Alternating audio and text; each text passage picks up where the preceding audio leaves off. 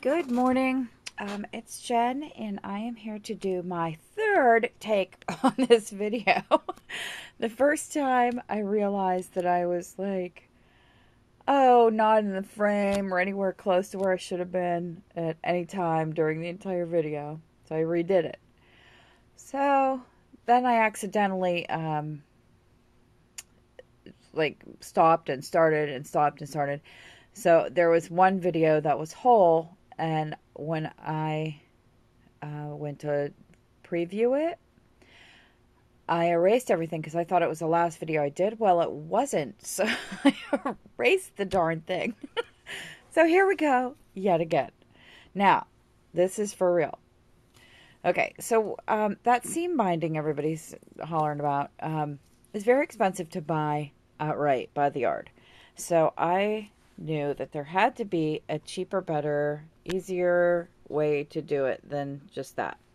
So I went online and I found some seam binding, and I went to zipperstop.com and I went through the whole process of ordering it because the price was reasonable, but the shipping was out of this world. So I was like, oh, come on, really? I mean, it's going to cost me over half of what I'm paying for the product to ship it to me. So I looked around again, and on Amazon, I found the exact same product from the exact same store with half the shipping cost. I don't understand that, but it is what it is. So anyway, I found this. It's called Hug Snug, and it's 100 yards of seam binding, and it was $7.95. So when you buy that by the yard in its incarnations, it gets pretty pricey. But for 100 yards for $7.95, not so shabby once you get to it. So I bought two colors. I bought chalk white, which is a bit of an off-white. I need a piece of paper. It's a bit of an off-white. Hold on one second.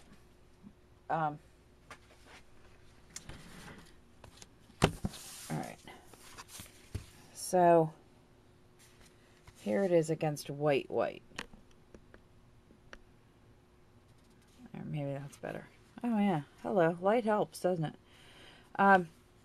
So it's a bit of an off-white, and then I got winter white, which is considerably more white. And when you put the two together, you can kind of see, you can really see the difference. So I took some of the seam binding, and this I used the winter white, and I just sprayed it with Lindy's Glitz Spritz in Desert Moon, Cactus, Gold. I think they need more names on there. It's just not enough. They had space, so I don't know why they didn't use it. So anyway, I did it with this. This kind of gives it like a shimmery tea dye effect. I'm just going to kind of just move the camera around so you can kind of see the shimmer in here. But it's still got that kind of smoky mottled look to it. So that was that one. And then I tried something else, which was this spritz that I used for a project I did at Christmas, which was using basics acrylic paint, some glue, some copper mica, and water. And I'm not crazy about this effect, but I think, see how kind of gloppy it got? And I'm sure that's because of the paint. The paint itself, and like this paint can come off of here too if you get it on too thick, so that's no good. But this will have its purpose too, and I'm thinking about just trying to shimmer this up. But this has a lot more body to it. This is a lot more dense because of the paint. So that's what I got out of that. And then I did both colors in the same color just to show the difference between the two. What the difference between the two colors and how they absorb color. So one of these obviously is going to look much darker than the other because it was a darker piece to start with. So I used the Moonshadow Mist Van Dyke Sepia on these two, and the Winter White and the Chalk White. So this is the Chalk White. It's a bit darker because it started out as a darker color. And this is the Winter White. But both came out very nice, I thought. So that's that. And then you could, all I did was I sprayed, I just put this stuff on my little craft mat and I sprayed it and I smushed it and I turned it around and I fluffed it and absorbed as much as I could. And, you know, until it was evenly coated. And kind of, I just, you know, would spray the mat and then I wore a pair of gloves, believe it or not. And I just held my finger here and I pulled this with my other hand so that I would get an even coverage. Now, you don't have to make this as crumply as I did.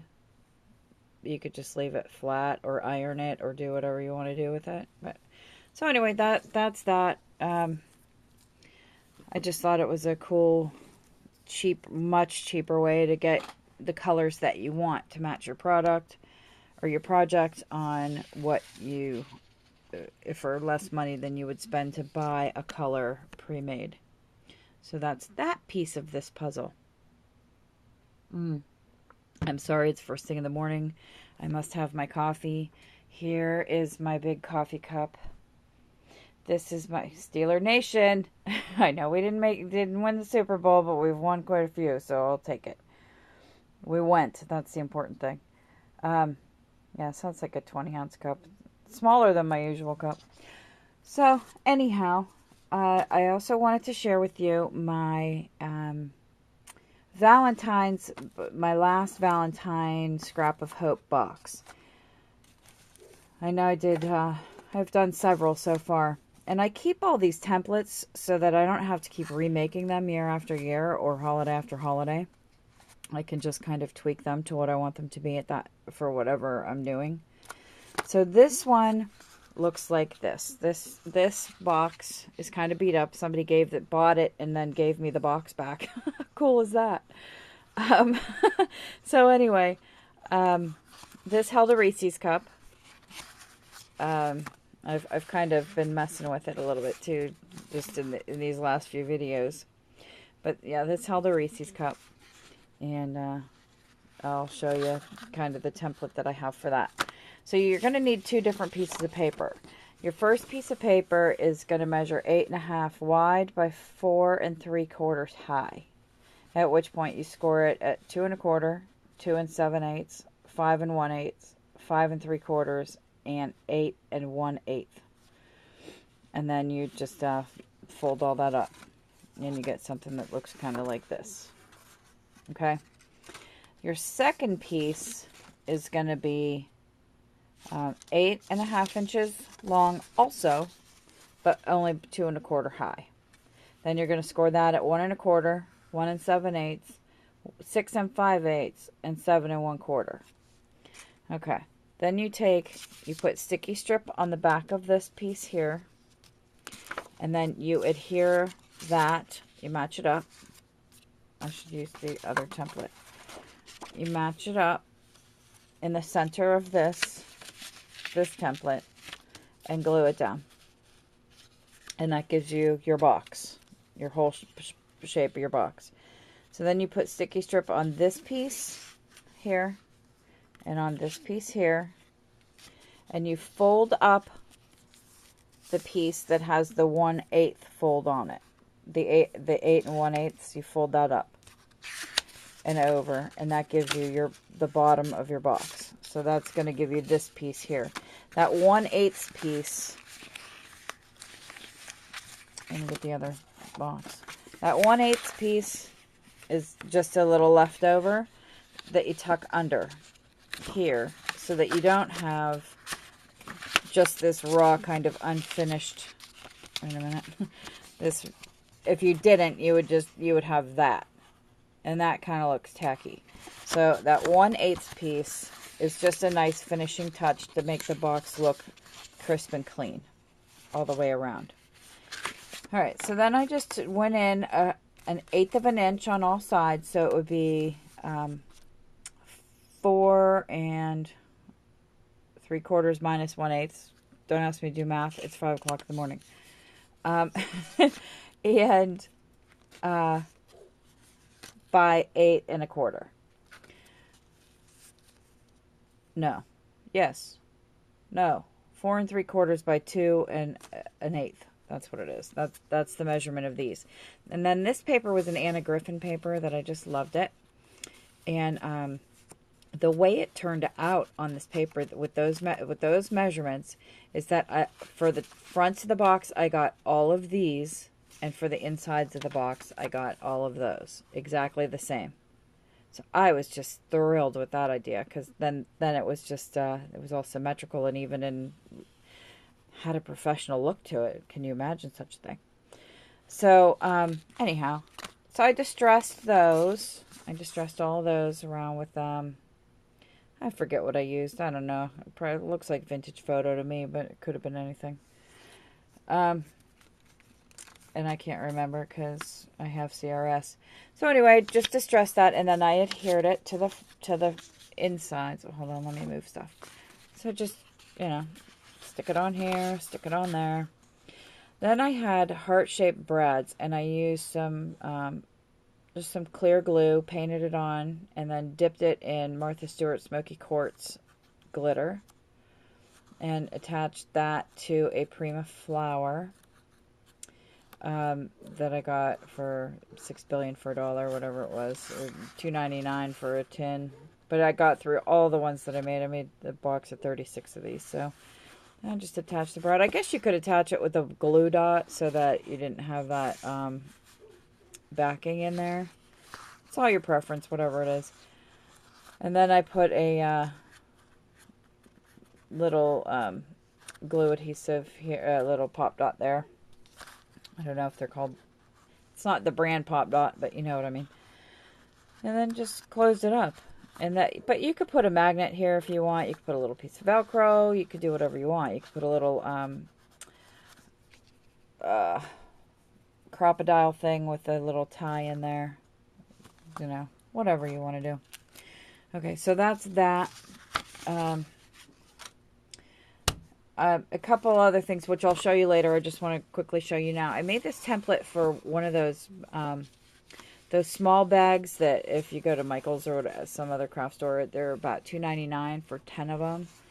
This is my template on those, and I will show this another day.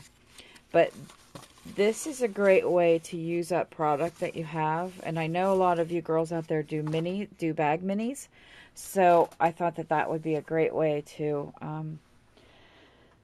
a great thing to show you, to let you make your own, and then it can be tailored to what you want it to be, and use up stuff that you have around your house. And then, of course, I want to show you my big wall of people. Gail, I have not forgotten you. You're still up in my other craft room. I'm still kind of working on getting this together, but yours is a banner, so I gotta find a place, a fun place to put this down. You down here. So that's that. And then I wanted to show you. I bought that Tim Holtz ticket strip die thing. This thing. All right, and two things. One, I have a question for all you girls out there. How in the heck do you use that thing? I have a Big Shot and a Cuttlebug. I have the long plates that fit this. But on a Big Shot, it does not have like that multi-purpose platform thing. It doesn't have the, it's not thick enough. So what's the procedure? I don't get it. But having said that, let me show you this new thing. So I have had this stamp set by Stampinology for a long time, and it's called Ticketed by Katie Pertier. I'm going to guess that's how you pronounce her name. I cannot speak on it, but that's how I'm going to pronounce it. And it's 3 pieces, so you can make your own ticket as you go along. And so you would stamp this background, and then you would stamp the sentiment in the middle, and then you would stamp the numbers around it. Well, don't they just fit perfectly on this die? Come on now, right? How cool is that? So, and they have 2, 4, 6, 7, 14, 21, 22 different sentiments in this set, which I can't remember where I got. Oh, I'm lying to you. I can remember now. This is what it is. It's from Joanne. This is what it was. There's your item number. 396087. It's called Ticketed. There you have it. That's what you want. But it's very, very cool, and it fits just right on this thing. I'm so excited. So anyway, I hope you girls all have a great day, and I will talk to you later. And I can't forget to show my little ring because it's so blingy. Hold on. Let me get this really shimmering in this light because it's just really... Look at that. Do you see that? Look how shimmering. Zing. I love this thing. I do, I do. So anyway, yep, you girls all have a great day. Thanks for watching, and I will talk to you later. Hugs and squishes.